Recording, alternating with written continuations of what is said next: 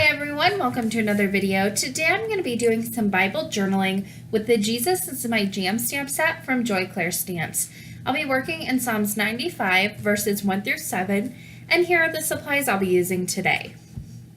It's a pretty short list, but if you have any questions, you can come back and reference it. So again, I'm working in Psalm Chapter 95 verses 1 through 7, and I will be using this stamp set from Clair Stamps. It's called Jesus is My Jam.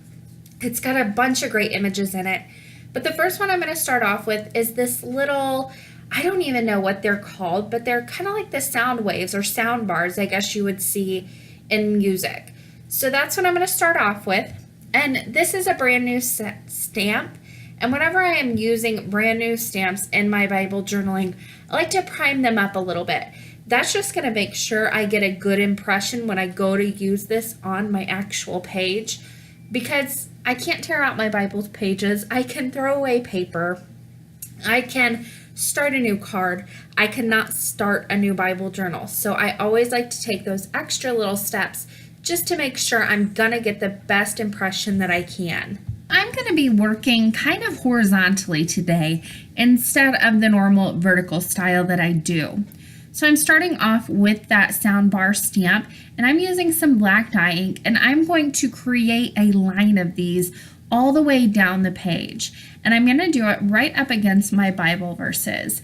This is going to create one continuous line all the way down the page, and it fit perfectly on my Bible page. You might want to plan this out just a little bit, just to make sure everything fits. If it's not going to, go ahead and mask off the bottom portion and the top portion of your page, and then go ahead and start stamping. That way you get a more cohesive look. Now I also went ahead and put a piece of computer paper behind the page I am stamping on, just to protect it from any bleed through I might get. Now the next thing I'm going to stamp is my sentiment. In the bottom, it will be the bottom left hand corner, but again I'm working in that horizontal fashion, so it looks a little strange right now. I promise it all comes together in the end. I stamped that sentiment in black dye ink, and now I want to create a border around my entire page. Now this stamp that I am using is actually a record or CD that you would see in any type of music stamp set, but I'm actually going to use it to create a scallop border. So I'm only going to stamp half of it on the edge of my page, and I will be switching out colors.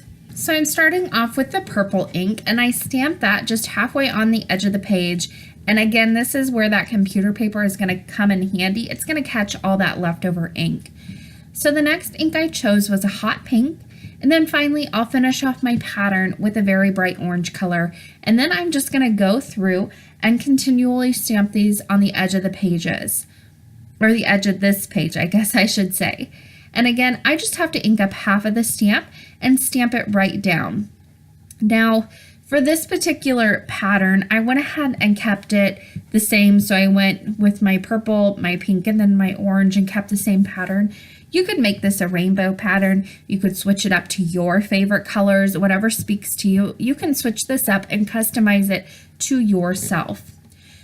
So I'm just going to continue stamping this. Once I got to the corner, I kind of did a turn a little bit, and then I went ahead and continued stamping on the bottom of the page, and I'll do the same thing on the top. You can see I kind of turned it and stamped it right into that corner to make sure everything fit and would turn. Because this is a circle, it's pretty simple and easy to do.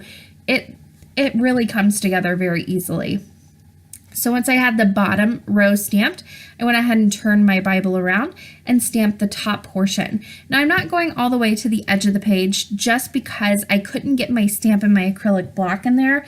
And plus, I kind of end all of my pages right where I end it. I don't go all the way into the crease just because the majority of the time I can't get there.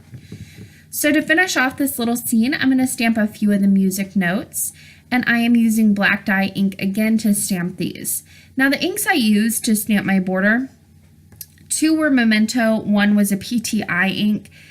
Any type of dye ink will work. Just make sure you kind of test it out. Make sure you're not going to get a ton of bleed through.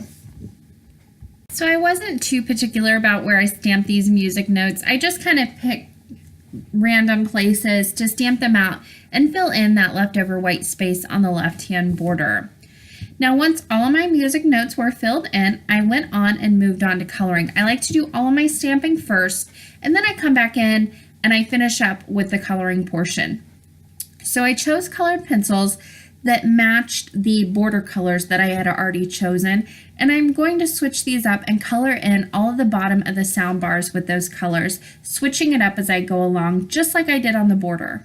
And I am using prismacolor pencils here, but any colored pencils will do. Crayola, whatever brand you have will work. Once I had those done, I moved on to the little music notes, and I filled those in with a dark gray, almost black colored pencil. And then for the openings and my little letters, I came back in with those same colors that I used on the sound bars that matched the border and filled in those letters as well.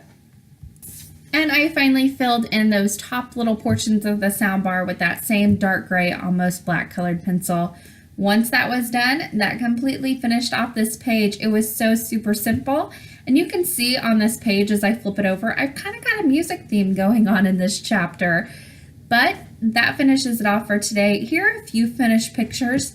You can see everything matches. I've got all of my inks and my colored pencils coordinated to where it all looks like a cohesive page. And also on my other one, my page that I flipped over, I used some purples on there so it kind of flows together all in my Bible.